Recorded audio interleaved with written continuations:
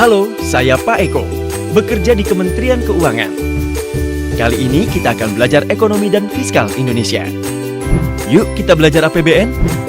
Pada tahun 2018, keterbukaan data antar lembaga keuangan dan perbankan negara-negara di dunia atau dikenal dengan istilah Automatic Exchange of Information (AOI) akan diberlakukan, termasuk di Indonesia.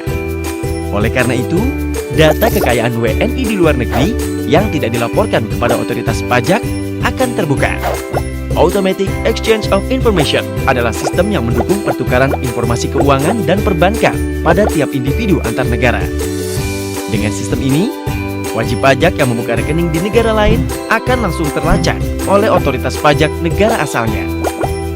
Karena itu, pada tahun ini, pemerintah mengeluarkan kebijakan tax amnesty atau amnesti pajak yang membuka kesempatan bagi WNI yang belum melaporkan harta kekayaannya untuk perpajakan secara benar di dalam dan di luar negeri untuk melaporkannya dan membayar sejumlah tebusan tanpa dikenai sanksi perpajakan.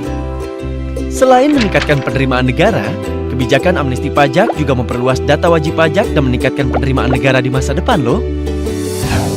Untuk besarnya tebusan, bagi wajib pajak yang melakukan repatriasi atau deklarasi dalam negeri selama periode Juli sampai dengan September 2016, diwajibkan membayar tebusan sebesar 2%, 3% untuk Oktober sampai dengan Desember 2016, dan 5% untuk Januari sampai dengan Maret 2017. Untuk yang hanya melakukan deklarasi luar negeri tanpa repatriasi selama periode Juli sampai dengan September 2016, maka dikenakan tarif 4%. 6% untuk Oktober sampai dengan Desember 2016, dan 10% untuk Januari sampai dengan Maret 2017. Bagi wajib pajak UMKM dengan deklarasi harta sampai dengan 10 miliar, diberikan tarif tebusan sebesar 0,5%. Sementara yang memiliki nilai harta di atas 10 miliar, dikenakan tarif tebusan 2%. Negara menjamin kerahasiaan data dan informasi yang Anda berikan melalui Undang-Undang Pengampunan Pajak. Hidup lebih tenang karena transparan. Ungkap, tebus, lega. Sekian belajar APBN kali ini. Sampai jumpa di video selanjutnya dan tetap sadar APBN. Jangan lupa follow kami di Facebook, Twitter, Instagram, dan YouTube.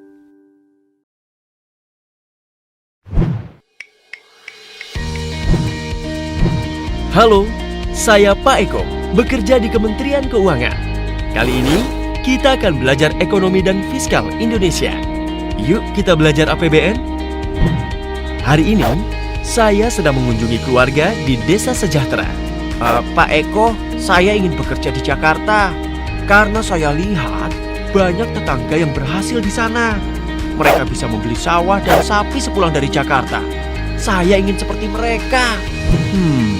Tunggu dulu. Sebelum kamu pergi ke Jakarta, tahukah kamu, pemerintah melalui Kementerian Keuangan telah mengalokasikan dana desa kepada setiap desa di Indonesia. Dana desa adalah dana yang dialokasikan dalam APBN yang diperuntukkan bagi desa, yang ditransfer melalui APBD kabupaten atau kota.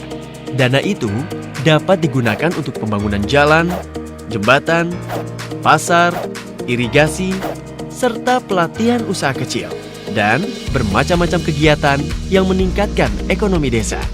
Ekonomi desa yang membaik pasti bisa mensejahterakan penduduknya. Tapi, jika orang desa terus merantau ke kota, lalu siapa yang akan membangun desa? Oleh karena itu, mari kita kembangkan potensi desa untuk berkembang menjadi lebih baik. Buat desa yang nyaman, tak lupa nilai tradisional, maju, dan sejahtera. Sehingga masyarakat desa lebih sejahtera dan berdaya. Oh, gitu toh Pak. Ya sudah kalau begitu, ayo kita bangun desa kita menjadi desa yang mandiri. Sekian belajar APBN kali ini. Sampai jumpa di video selanjutnya dan tetap sadar APBN. Jangan lupa follow kami di Facebook, Twitter, Instagram, dan YouTube.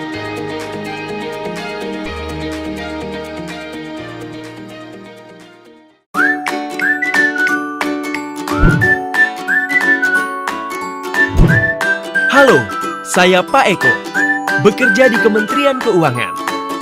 Kali ini, kita akan belajar ekonomi dan fiskal Indonesia. Yuk kita belajar APBN. Di dalam struktur belanja APBN kita, terdapat dua belanja besar, yaitu belanja pemerintah pusat dan transfer ke daerah dan dana desa. Dana transfer ke daerah adalah penyaluran dana dari pemerintah pusat ke pemerintah daerah untuk melaksanakan desentralisasi fiskal yang bertujuan untuk melaksanakan pembangunan dan pelayanan publik di daerah. Transfer ke daerah ini terdiri dari 3 jenis dana, yaitu dana perimbangan, dana otonomi khusus dan dana keistimewaan, serta dana insentif daerah. Untuk dana perimbangan sendiri terdiri dari dana bagi hasil yang berasal dari bagi hasil pajak dan sumber daya alam yang dialokasikan untuk mendanai kebutuhan daerah. Dana alokasi umum yang dialokasikan dengan tujuan pemerataan kemampuan keuangan antar daerah. Dan dana alokasi khusus yang dialokasikan kepada daerah untuk kegiatan khusus sesuai prioritas nasional. Setelah mengetahui mengenai dana perimbangan dan rincian di dalamnya, selanjutnya kita akan belajar tentang dana otonomi khusus dan dana keistimewaan. Dana otonomi khusus diberikan kepada daerah otonomi khusus, yaitu Provinsi Papua, Provinsi Papua Barat, dan Provinsi Aceh. Sedangkan dana keistimewaan dialokasikan untuk mendukung penyelenggaraan kewenangan keistimewaan Daerah Istimewa Yogyakarta.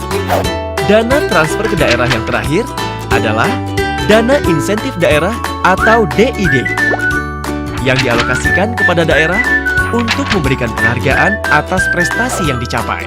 Saat ini, alokasi dana yang ditransfer ke daerah lebih besar dari alokasi belanja kementerian dan lembaga. Hal ini sebagai bukti komitmen pemerintah untuk melakukan pemerataan pembangunan di seluruh Indonesia. Sekian belajar APBN kali ini. Sampai jumpa di video selanjutnya dan tetap sadar APBN. Jangan lupa follow kami di Facebook, Twitter, Instagram, dan YouTube.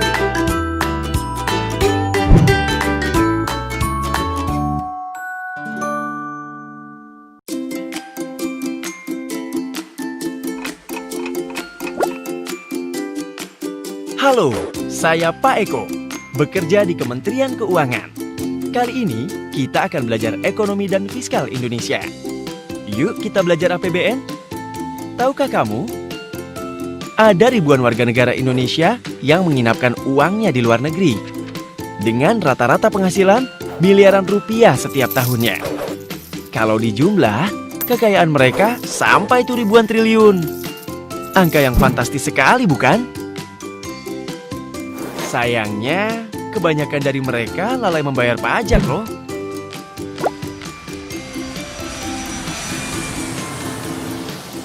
Padahal, jika masyarakat patuh membayar pajak, secara otomatis mereka telah membantu berjalannya berbagai program pemerintah. Dengan membayar pajak, uang itu bisa digunakan untuk bangun jalan, jembatan, bandara, pelabuhan, pembangkit listrik, sekolah gratis, dan peningkatan layanan kesehatan. Tidak hanya itu, aliran dana yang kembali ke Indonesia juga bisa membantu perekonomian nasional seperti menciptakan lapangan pekerjaan dan mengurangi kemiskinan. Nah, banyak sekali keuntungan yang bisa masyarakat Indonesia dapatkan dengan membayar pajak ya. Karenanya, pemerintah membuat kebijakan baru khusus bagi mereka yang lalai membayar pajak, yaitu tax amnesty atau amnesti pajak.